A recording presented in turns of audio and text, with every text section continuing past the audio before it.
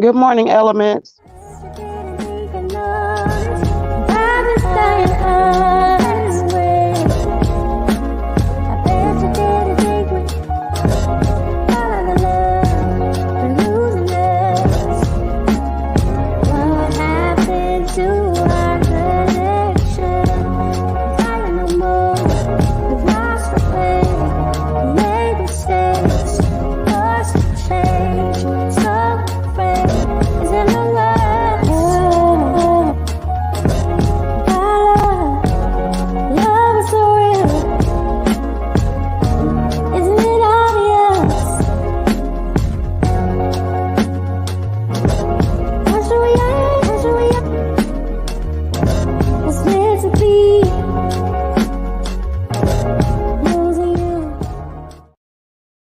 Good morning, elements. Welcome back to the channel. This is Leo, the Lioness Queen. If you happen to like what you see on this channel, please make sure to click that subscribe button and also like the video.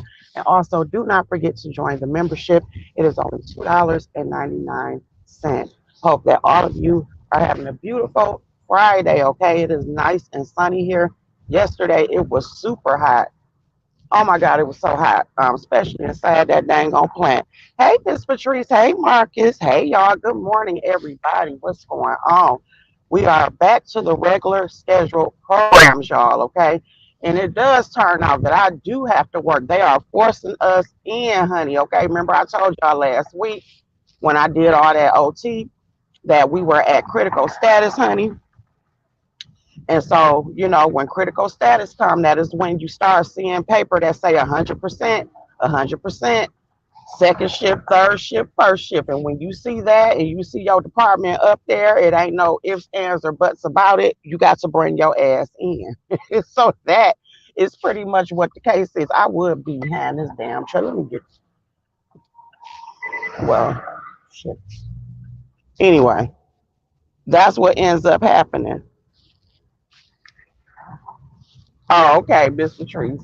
But yeah, so I'm forced to be in there. So I don't know about Sunday, but we seem to always have critical status when it gets hot. Those be the hottest days. But I got my little personal fan that I have around my neck, which was the best investment ever. I got that charging up. I make sure I charge that up every day.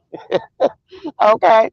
But anyway, guys, as you can see on the thumbnail, that is response from one of my coworkers. Because remember, I bought two of the miniature charcuterie things in. So the one that was the vegetarian one that y'all didn't get a chance to see a picture of, that was my coworker who texted me and let me know how he felt about it or whatever. Like I told you all before, even when I started like doing the strawberries and everything, majority of my customers started at my job because I worked with so many people. And so, they're always selling things around there. We all are very good at supporting each other. When it comes to different things, you got people that sell cakes, dinners, all types of stuff like that. So that was his response. He really enjoyed it. He said that he definitely think I should add it to the menu.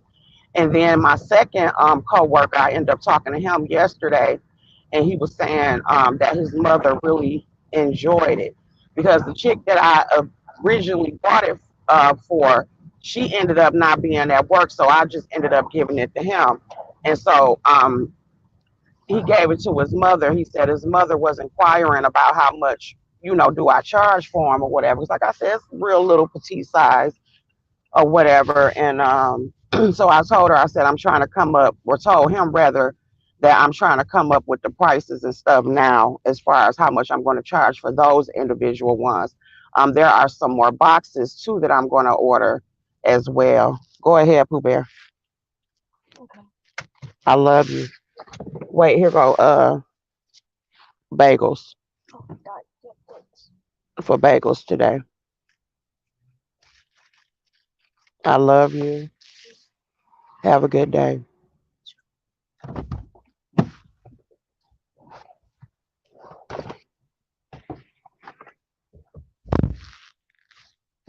Okay. Oh yeah, please thumbs up the video. But yeah, anyway, so I gotta come up with prices and stuff. But it's some more. But I'm gonna order like a variety of boxes just to see, exactly how everything go when it comes to that and stuff. But yeah, I didn't expect those to be as small as they were, but I ended up getting a lot of stuff in there and it looked nice. And so they were satisfied. So I'm definitely building up my clientele when it came to that. So I just thought that would be cute as a thumbnail or whatever. Of course, I made sure his information was blocked out, but just to let y'all know that I did get a good review. Hey, Subi, honey, thank you, Miss Patrice. I had almost forgot, but yeah, Friday is bagel day or whatever. As far as them, being able to buy them bagels and stuff. So I had almost forgot or whatever and stuff, but that's where I. But hey, Subi. So anyway, guys, and I think I will get a chance to go down to the Eastern Market, but it's gonna have to be on Sunday, and I'm going with my sister, I believe. And I think, I mean, because of the fact they're opening up the market to start on Sundays, because usually I think it's just on Saturdays or whatever. I think it's open 6 days a week now, but they don't start the Sunday market until the first week in June, which is now.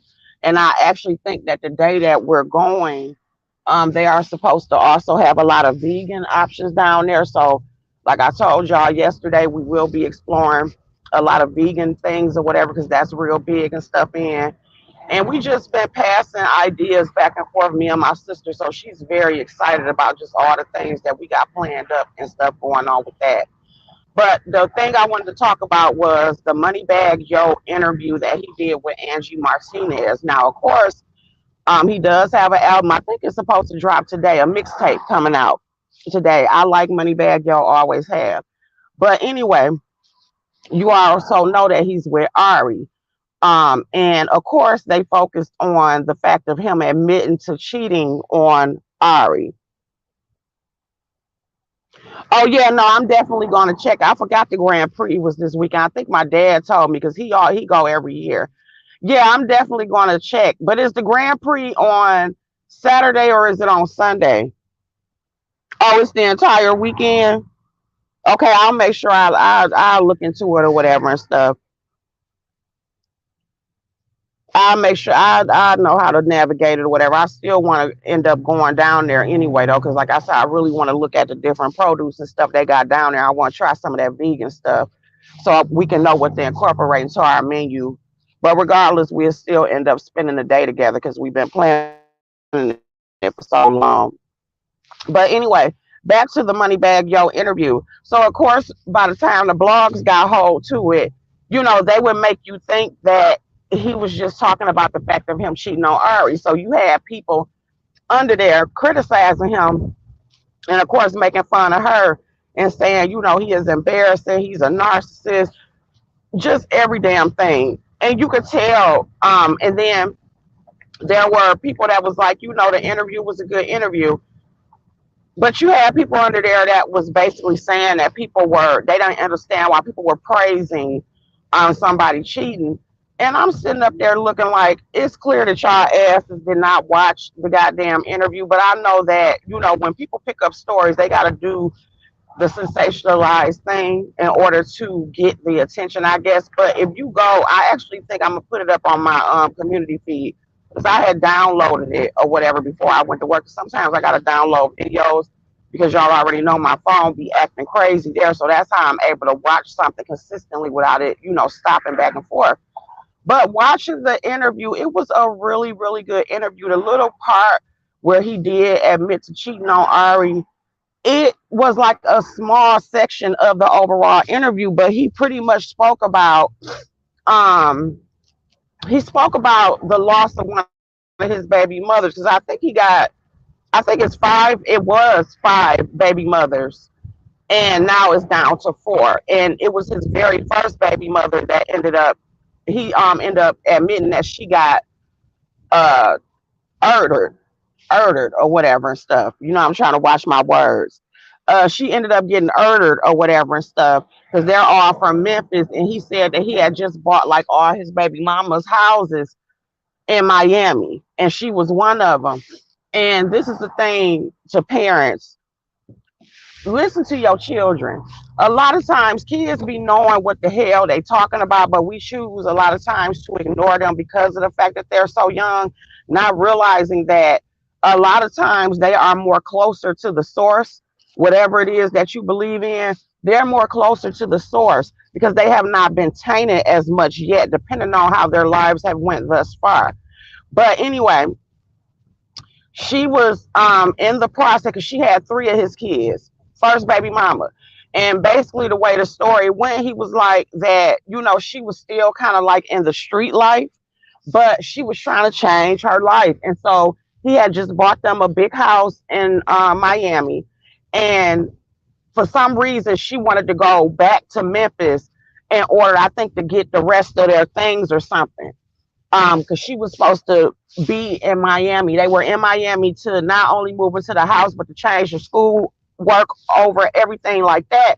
And so he was saying that his daughter, one of their daughters, I think the daughter was 12, kept telling her, like, "Ma, I don't have a good feeling.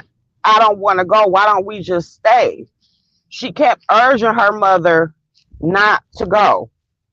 And he said that she had also called him before they were to get on a plane, but I think he was in the studio or he was busy doing something, so he didn't even receive her call. I mean, he didn't get a chance to answer her call. And then he said that she sent him like this long paragraph or whatever. But anyway, his daughter kept telling her, like, "Ma, I don't want to go. I don't have a good feeling." And so, no, I think it was the 14-year-old or whatever, or she was 13, 14 at the time. And so when they get back to Memphis, they stayed in a hotel room, and her mother, she had dropped the kids off with her mother or his mother, one of their mothers, and she didn't come back to get the kids.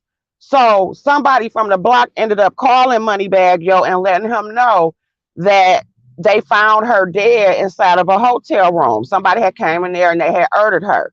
And they said what was so messed up about it was she even had like all the school papers for all the kids and stuff. Like she was literally trying to, get the paperwork, everything. She was literally just coming back to get their stuff. And so he said that when he found out, he just instantly broke down or whatever and just went crazy. He said, "At first, I was mad at her because he was like, why would you go back to the block? I done did everything to try to get y'all out of this situation." He said, "That was my honest feeling." He was like, "I was hurt." And he said, "I had to call my kids." And he said, as soon as I talked to the daughter, the one that was begging her for them not to get on the plane, he said, as soon as he said, "Hello, where y'all at?" He said that his daughter said, "It happened. Oh my God, please don't tell me it happened." Like he said that's how she answered the phone. And he had to tell her, like, "Yeah, it happened." And he said, of course, she went crazy. And so he said, the three kids are with him. He said that, of course, the oldest daughter, which is 14 now, because I think it happened like over a year ago, he said that she deals with a lot of pain about it because she was the one being oldest. She knew the life that her mother, had as far as her being all in the streets and everything. But he said that she actually came to him not too long ago and told him that she wanted to have counseling, which I thought that was very mature. He just also talked about how it still bothers him, how he is still dealing with that pain. Also, too, just about the fact of him having to now raise them full time and him, trying to be sensitive to his daughter's feelings and how, sometimes she'll just come and she'll start crying. He talked about how, you know, he have to try to be strong. He'll be, in the studio or just doing his thing, and he'll have to go into the bathroom and just start crying. He like, my friends don't know that I still deal with that. He like, it's times where me and my daughter is having a conversation, and he say, I have to remove myself from the room. I have to go in the bathroom, start crying, or take a shower and start crying. So it was a really, really deep and good interview. And I just hate the fact that they focus just on the part, of course, of him admitting to stepping out on Ari. If you look at the overall interview, it was a beautiful interview. And, he explains how he came up. It'll make you understand why he was the way that he was. And him just also appreciating the fact of how hard it is for mothers, period. He said, I didn't realize how hard it was, having to be there day and out and everything. So it was a good interview, is the point. Speaking about another loss, DC Young Fly, who was on Wild and Out. He started off on IG as a comedian, and he done went on to do really, really big things or whatever. I think he's a part of the 85 South show, if I'm not mistaken. But anyway, his wife ended up dying the other day. They announced it yesterday. They had 3 kids together. It is so sad. I feel so bad for him. So definitely condolences to his family as well. And I believe that they are saying that the reason why she passed is because she went to go get one of them mommy makeovers. I've been noticing that a lot of women have been dying within the recent years from getting the mommy makeovers. And to look at her online, it didn't look like she needed anything done. So that brings up a couple of other topics as far as just how much pressure people feel when they are in the public spotlight, even as you being somebody's mate, you just being in the public eye and you just not being happy with your body. And you got this money now, you got access to all these plastic surgeons and everything, because they said that the place that she went to, the doctor had posted her results, but after he found out that she died, he ended up taking it down. But they're saying that's, you said it was a BBL here in Miami, Lady Love. Thank you for that information. Okay, that's messed up. That's messed up. You know what I'm saying? Like I said, she looked like she had a nice shape and everything, but I just thought that was really sad. And can y'all let me know in the comments, and also, of course, when y'all catch the replay of this, let me know about this. Doesn't it seem like it's been a lot of men that have been losing their baby mamas, losing their wives, and everything? It's been a lot of men that have been suffering loss and have had to step in the role of mothers. I've been noticing, especially when it comes to the celebrity world. I've been noticing that. Because I think Future, no, not Future, Young Thug. Remember one of his baby mothers? I think she ended up getting murdered. So it's just been a lot of weird shit going on. Yes, ma'am. I live not too far from the area of the doctor's office. Wow, Lady Love. You said you thought about it and then you decided to stick with Shaper Mint. Yeah, I mean, I don't have an issue with people getting plastic surgery. I think, the only problem I have is when people start fucking with their face. I think people be going too far with their face, but and even their ass, of course. But I mean, a little lipo here, there, whatever. That's just like roly poly. She just had some damn surgery or whatever. I don't see the difference. I ain't trying to be funny, but I didn't see the big difference or whatever. But I'm like, girl, whatever. Y'all do what y'all want to do. But it's just sad that you just never know, but it's just, we live in a very vain world, and I know it can be even more pressure when you are in the public eye yourself, or when you are on the arms of somebody who is a very public figure. You probably do feel the pressure to always be on point, not have a hair out of place, not have a gut, not be without your bra on, because you don't never know who looking at you and stuff. But I just feel very sad for that situation. But those are the only 2 stories that I saw that drew my attention or whatever today. Other than that, guys, I'm going to go ahead and let y'all go. I want you all to have a beautiful weekend. I will try to come to you guys if I can. I think it's going to be a hot one.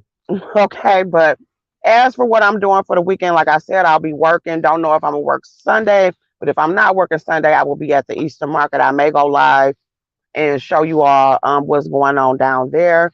Hanging out with my sister, and also just offering any of y'all prayers that need prayers for things that y'all may be going through. I think she did that too early. She just had a baby some months back. I think she should have waited at least 2 years after the delivery. Oh, wow.